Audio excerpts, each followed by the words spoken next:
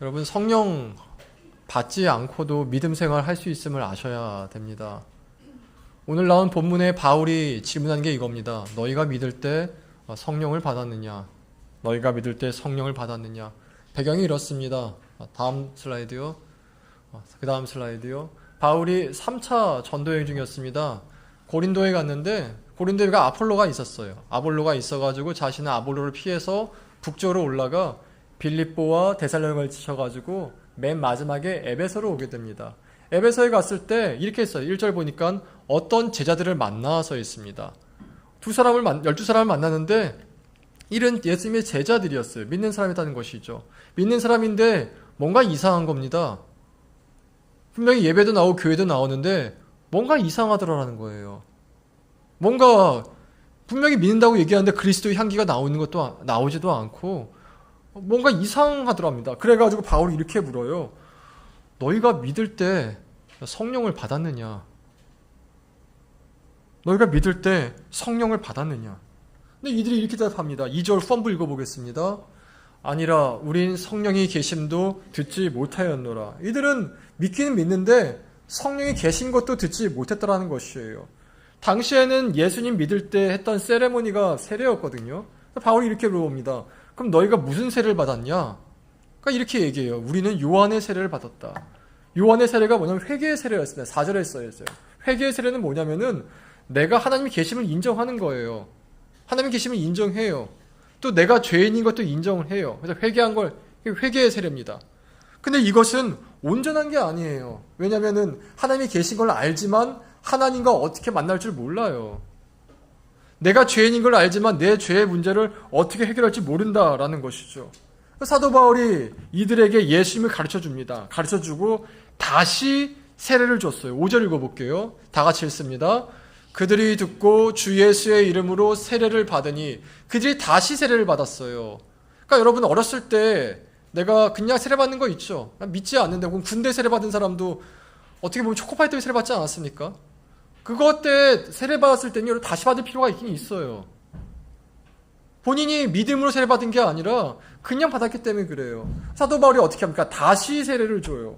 다시 세례를 줘가지고 그때 성령이 임하게 되었다는 것이죠. 이게 오늘 본문의 내용입니다. 이 본문의 내용을 읽으면서 우리가 꼭 던져야 될 질문이 하나 있습니다. 여러분 성령 받으셨습니까? 여러분 내 안에 성령이 있습니까?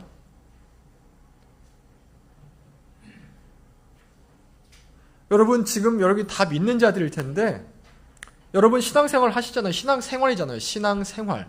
내 일상이 신앙생활인데 그 신앙생활을 내 힘으로 아득바득하고 있습니까? 아니면 성령으로 하고 있습니까? 여러분 성령 없이 신앙생활 하는 거 진짜 힘들어요. 여러분 기도해보셨습니까? 성령 없이? 성령 없이 기도하면요 1분을 기도 못해요. 일단 하다 보면 뭔 말 할 게 떨어져요. 할 게 떨어지고 그러니까 중언부언해요. 했던 말 또 하고 했던 말 또 하고 했던 말 또 하고. 그러다 나중에 어떻게 되는지 아십니까? 자신의 기도에 자신이 졸아요. 자신의 기도에 자신이 졸아요. 왜냐하면 기도가 내 기도가 아니기 때문에 그래요. 성령 없이 기도하는 거요 진짜 힘듭니다. 1시간이요? 5분도 못해요. 여러분 성령 없이 예배 드려보셨습니까? 성령 없이 예배 드리면요 둘 중에 하나입니다. 되게 비판적이 돼요. 비판적이 돼가지고 다 눈에 거슬려요. 주보를 보는데 주보에 글자 하나 틀린 것부터 내 이름에 헌금 안 나왔지부터 다 거슬려요. 하다못해 이렇게 막 삐져나왔죠? 이런 것도 거슬려요. 거슬려가지고 왜 목사님이 교회 관리를 안 하느냐 이렇게 되던가 아니면 되게 졸려요. 그냥 머릿속에 딴 생각이 가득해요. 몸은 여기 있는데 내 머릿속은 내 마음속은 여기에 있지 않아요. 왜 그런지 아십니까? 안 믿어서요? 아니에요. 내 안에 성령이 없기 때문에 그래요. 성령으로 예배드리지 않았기 때문에 그래요. 여러분 성령 없이 직장에서 그리스도인이 있는 것 해보셨습니까? 진짜 힘들어요. 왜냐하면 내 마음은 세상의 미혹을 끌려가고 싶었기 때문에 그래요. 그냥 그들이 술 마시면 나도 술 마시고 싶어지고 그들이 욕하면 같이 욕하고 싶어지고 그들이 불평하면 같이 불평하고 싶어지고 그들이 공격적으로 대하면 나도 공격적으로 대하고 싶어지게 돼요. 왜요? 안 믿어서가 아니에요. 내 안에 성령이 역사하지 않아서가 그래요. 가정도 마찬가지죠. 가정생활, 결혼생활 성령 없이 하면요, 누구보다 내 민낯이 드러나요. 내가 그리스도임을 증거하는 게 아니라 남편한테도 증거해야 되거든요. 아내한테도 증거해야 되거든요. 자녀한테도 증거해야 돼요. 내가 그리스도인인 게. 많이 말씀드렸잖아요. 우리는 아이들 가면을 쓸 수가 없어요. 아이들한테 가면이 안 통해요. 안 통해요, 진짜. 정치인들 자녀들한테 정신병자 많다 그랬죠. 정치인들이 그 정치 자리에서의 아버지의 모습과 집에서 아버지의 모습의 괴리가 굉장히 크거든요. 목사 자녀 중에 정신병자 되게 많아요. 왜냐하면 교단에서, 강대상에서의 목사의 모습과 집에서의 목사의 모습이 완전 다르기 때문에 그래요. 성령이 없으면요, 내 가족 정신병자로 만들어요. 왜 다 이럴까요? 분명히 믿는데, 분명히 내 안에 그리스도가 있다고 고백하는데, 찬양할 때 막 은혜롭게 고백하는데, 성령이 없기 때문에 그래요. 내 안에 성령의 역사가 없으면요, 기도건, 예배건, 가정생활이건, 직장생활이건 다 세상과 똑같이 나와요. 똑같이. 예배 드릴 때는 좋아요. 근데 예배 드리고 나가는 그 순간 누가 차 이따위로 됐어, 이렇게 된다니까요. 여러분, 성령 없이 교회 생활하는 거 되게 힘들어요. 제가 교회에서 볼 때 제일 불쌍한 사람들이 어떤 사람이냐면은 예배 의무로 와요. 예배 의무로 왔다가 예배 끝나고 집에 나갈 때 제일 기뻐. 집에 가서 놀려고. 그것이 너무 기뻐. 예배에 왔을 때는 하나도 기쁘지가 않아. 하나님과의 어떤 교제도 없어. 여기 그냥 의무감으로 와. 안 오면 지옥 갈 것 같아서, 안 오면 안 될 것 같아서. 예배에 와서 하나님과 함께하는 뭔가가 아무것도 없어요. 되게 불쌍한 거예요. 교회에 와서 여러분 그러니까 돈을 줍니까? 뭘 줍니까? 여기는 하나님 외에는 아무것도 없는 곳이에요. 왜 그렇습니까? 왜 예배의 기쁨을 느끼지 못합니까? 왜 기도의 기쁨을 느끼지 못합니까? 왜 하나님이 나의 기쁨이 되는 것이라 의무감만 느껴지게 만듭니까? 내 안에 성령이 역사하지 않아서 그래요. 성령으로 신앙생활을 하지 않으면요, 진짜 힘들어요. 너무 힘들어. 여러분, 믿음은요, 어떤 의미에서 지적 동의입니다. 제가 처음 예수님 믿을 때 가장 먼저 했던 게 창조론을 공부했어요. 하나님이 정말 계실까부터 해가지고 고고학적 증거를 찾아보고 과학적 증거를 찾아보고. 저는 불교였거든요, 원래. 부처 말인 진리란 증거가 무엇일까? 예수 말한 진리가 무엇인가 해서 공부한 다음에 그 다음에 믿기를 시작했어요. 지적으로 동의가 된 것이죠. 근데 여러분, 지적으로 동의가 됐다 할지라도 내 안에 성령이 없으면요, 아직 온전하게 예수님 믿는 거 아니에요. 로마서 8장 9절 한번 읽어보겠습니다. 다 같이 읽습니다. 만일 너희 속에 하나님의 영이 거하시면 너희가 육신에 있지 아니하고 영에 있나니 누구든지 그리스도의 영이 없으면 그리스도의 사람이 아니라. 그리스도의 영이 없으면 그리스도의 사람이 아니에요. 하나님의 영이 거하면 육신에 있지 않거든요. 내 기쁨이 육신에 있지 않아요. 내 기쁨이 영에 있어요. 내 기쁨이 하나님과의 만남에 있어요. 하나님은 영이시거든요. 내 기쁨이 이 땅에서의 어떤 크고 벤츠를 사고 큰 집을 사는 거에 있지 않고 내 기쁨이 하나님 만나는 그 시간에 있어요. 하나님 만나는 그 시간에 있어요. 정말 그래요. 정말 그 시간에 있어요. 오히려 하나님 만나지 않는 그 시간은요, 되게 불안해져요.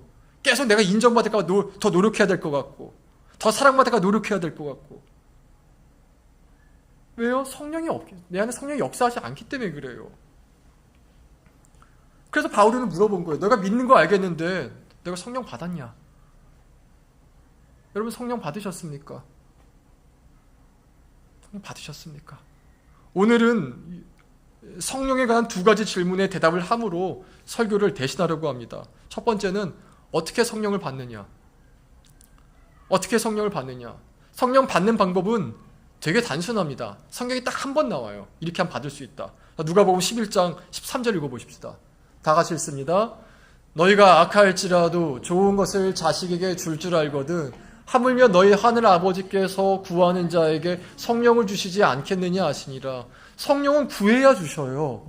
충만하게 주시는 거 말하는 거예요. 여러분, 기도하지 않아도 주시는 게 있다 그랬죠? 공기 기도하지 않아도 주세요. 먹고 사는 문제 믿지 않는 사람들도 어느 정도 해결해 주세요. 근데 기도하지 않으면 주시지 않는 게 있어요. 그게 성령 충만함이에요. 성령은 기도해야 주어주세요. 그런데 여러분, 날마다 구하셔야 돼요. 날마다.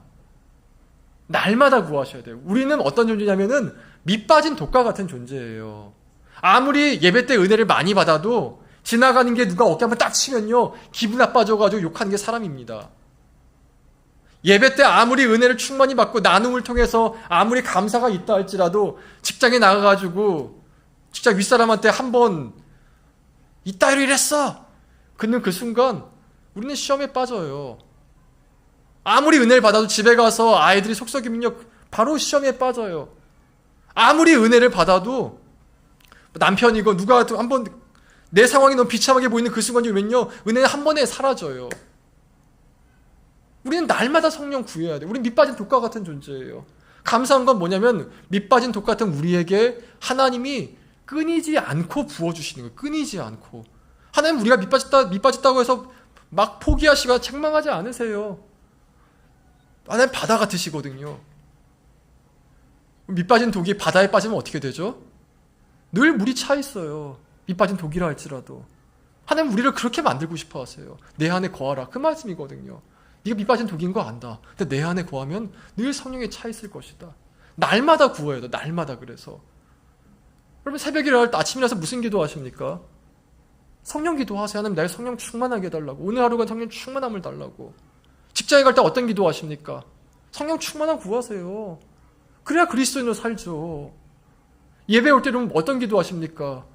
토요일이면 여러분 우리 믿음의 선진들은 토요일날 항상 헌금을 찾아왔어요. 은행에 찾아와가지고 왜 찾아왔냐면 그냥 이놈이 낸 게 아니라 새 돈을 찾아왔어요. 찾아와가지고 새 돈을 가지고 봉투에 넣어서 그때 기도했어요. 하나님 내일 예배 때 주님 정말 예배 영과 진리로 드릴 수 있게 해달라고. 여러분 내가 준비하는 만큼 어떤 면에서 은혜를 받아요. 기도하세요. 하나님 내 예배 때 성령 충만하게 해달라고. 기도할 때도 여러분 기도할 때도 가장 먼저 이것부터 구하세요. 하나님 내가 성령으로 기도하게 해달라고.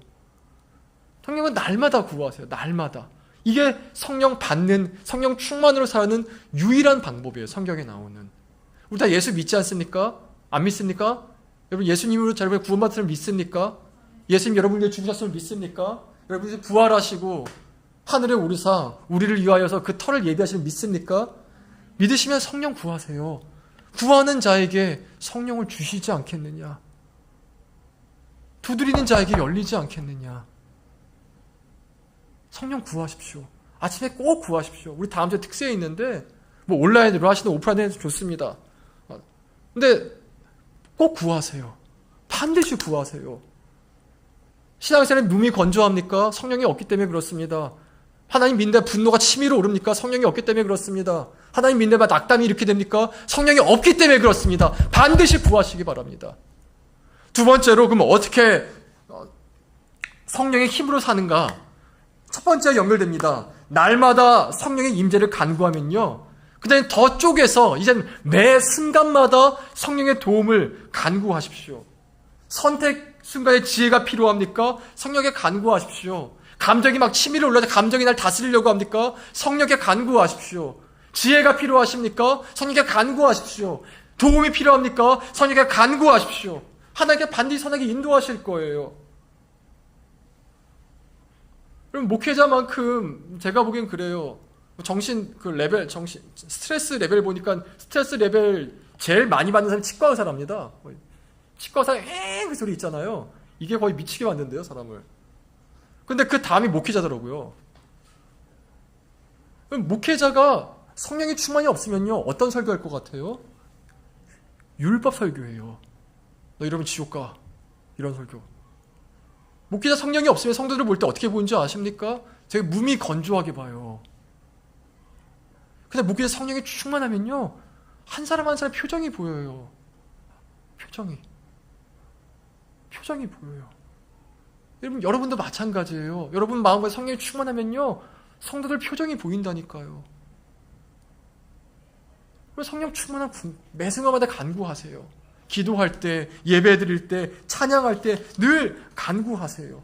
때로는 성령께서 우리로 하여금 의도적으로 오래 기다리게 하시고 기도하게 하실 때가 있어요. 지난주에 말씀드린 것처럼 그러려면 그 시간이 우리를 빚어가신 시간이에요. 겸손하게 빚어가시고 온유함으로 빚어가시고 이 사람을 오래 참게 하시고 이 사람을 용납할 수 있도록 그 빚어가시는 시간이라는 것이에요. 그러니까 그 기다리게 하신 자체가 우리를 침묵하고 기다리신 게 아니라 말씀하세요.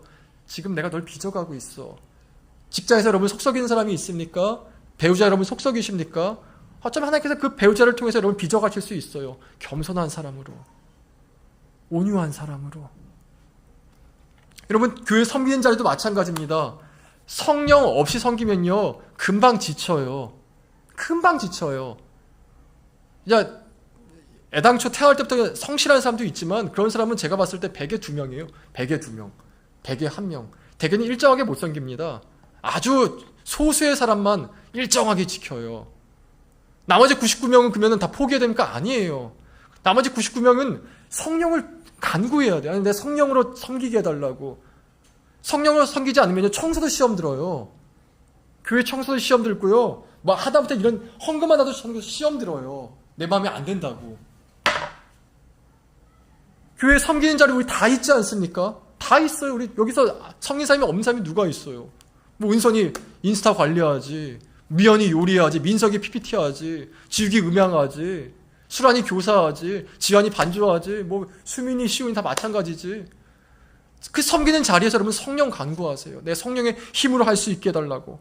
성령이 임하시면요 내가 서기는 그 자리에서 설레임이 생겨요. 하나님 이것을 통해 무엇을 역사하실까? 하나님 예수님께서는 꼬마 아이의 물고기 2마리와 떡 5개로도 5,000명을 먹이신 분이에요. 우리가 아무리 작은 거라 할지라도 그것을 들고 주 앞에 나아갔을 때 주님이 그걸 쓰신다니까요. 지난주 설교에 그거 했었죠. 제가 고등학교 때 교회를 나갔거든요. 예수님 안 믿었는데. 왜 나간지 아십니까? 거기 할아버지 한 분 계셨는데 고등학생이 제가 나가면 항상 이렇게 있어요. 착하다. 하나님이 널 사랑하셔. 저 그것 때문에 교회 나갔어요. 남자 고등학생이 교회 나가는 게 얼마나 어려운지 아십니까? 전도가 안 돼요. 남자 고등학생은. 근데 그 할아버지가 이것 때문에 내가 나갔다니까. 교회 쓸모없는 사람 아무도 없어요. 그 사람만 모를 뿐이지. 성령 충만하면 손길 하나만으로도 전도가 돼요. 쓰임받음이 생긴다라는 것입니다. 그러니 여러분 모든 자리에서 성령의 도우심을 꼭 간구하세요. 성령이 임하면은 마지막 6절에 보니까 2가지가 나오고 끝납니다. 첫 번째는 방언이고 두 번째는 예언이에요. 방언이 뭐냐면 알랄라 살랄라 것도 방언이겠지만 더 정확한 방언의 의미는 기도가 바뀌다예요. 기도가 바뀐다. 로마서 8장 26절 읽어보겠습니다. 다 같이 읽습니다. 이와 같이 성령도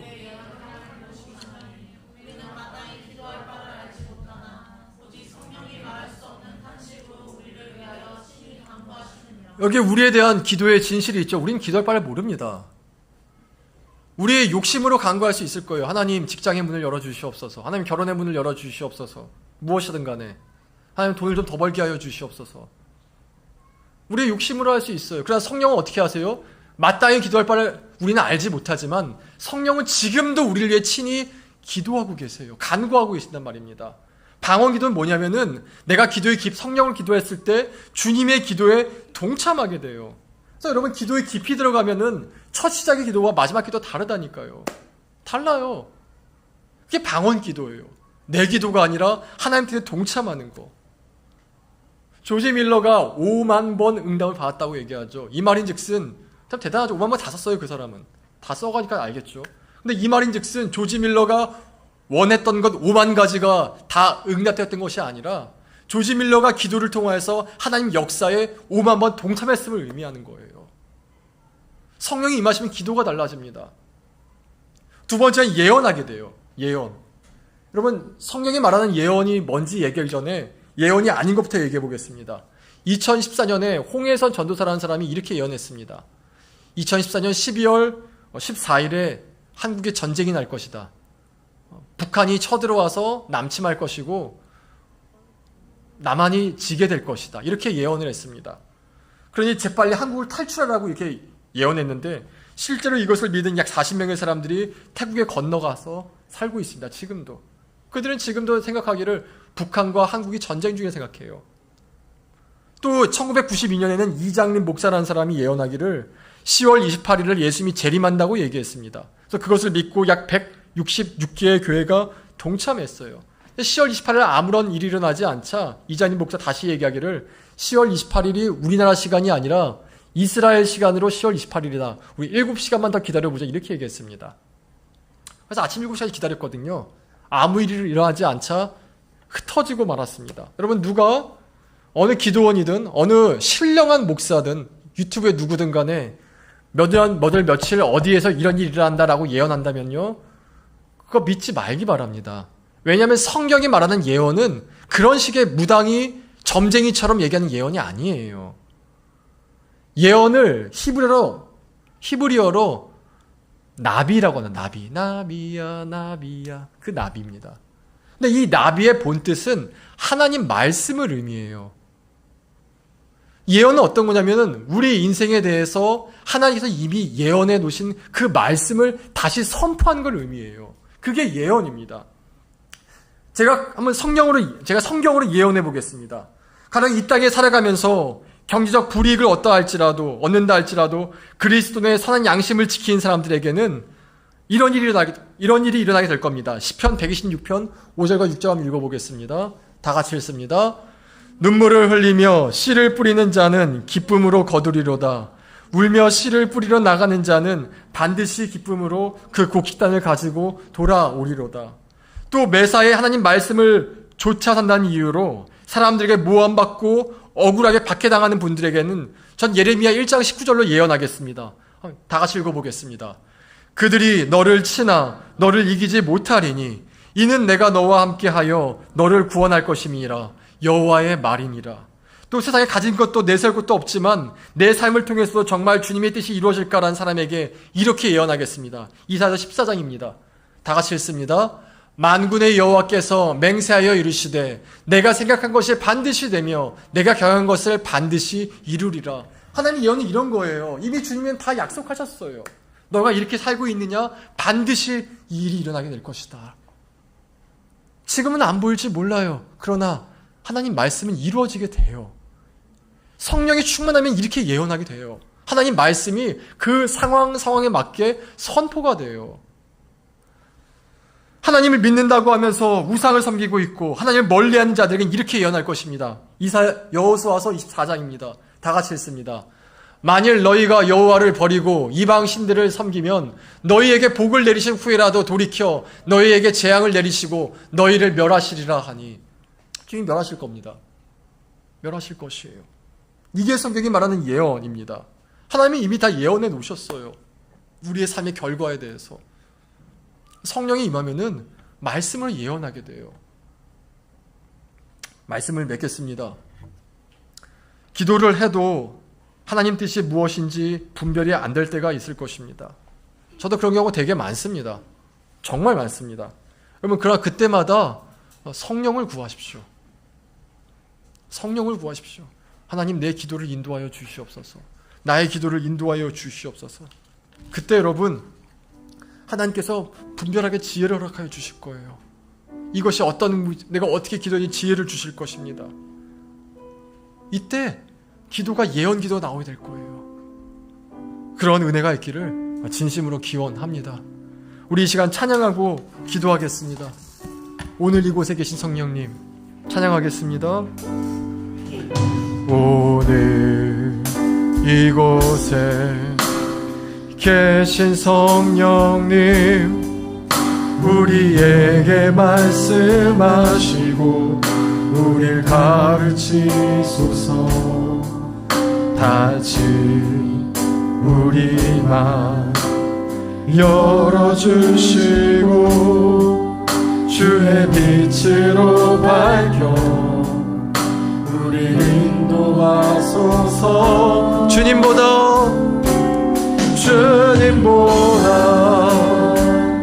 앞서지 않고 겸손하게 주님의 말씀 기다리는 주님 손에 우리들입니다. 사랑으로 인도하소서. 오늘 이곳에 처음부터 하시겠습니다. 오늘 이곳에 계신 성령님, 우리에게 말씀하시고 우리 가르치소서. 다시 우리 맘 열어주시고 주의 빛으로 밝혀 우리 인도하소서. 주님보다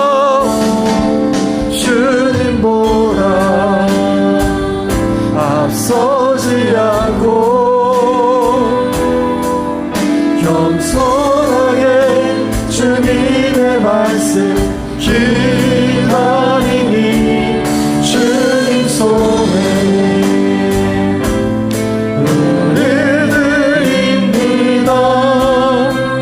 사랑으로 인도하소서. 주님보다 앞서지 않고 주님보다 앞서지 않고 겸손하게 주님의 마음 기다리니 주님 손에 우리들입니다. 사랑으로 인도하소서. 여러분, 이 시간 기도하실 텐데 여러분 성령 내 안에 있습니까? 성령 여러분 안에 계십니까? 정말 있습니까? 이 시간 기도하실 때 가장 먼저는 또 내 안에 성령을 간구하십시다. 주님, 이 시간 성령 충만하게 하사 성령으로 기도하게 해달라고. 우리는 마땅히 기도할 바를 알지 못합니다. 그러니까 늘 기도 표면적이에요. 오래가지를 못해요. 기도의 주님을 만나는 것이 아니라 어쩌면 답답해요. 이 시간 기도하실 때 하나님 내게 성령 충만함을 주사 성령으로 기도하게 하소서라고 다 같이 자신의 영혼을 두고 간구하십시다. 기도하겠습니다. 하나님 은혜를 간구합니다.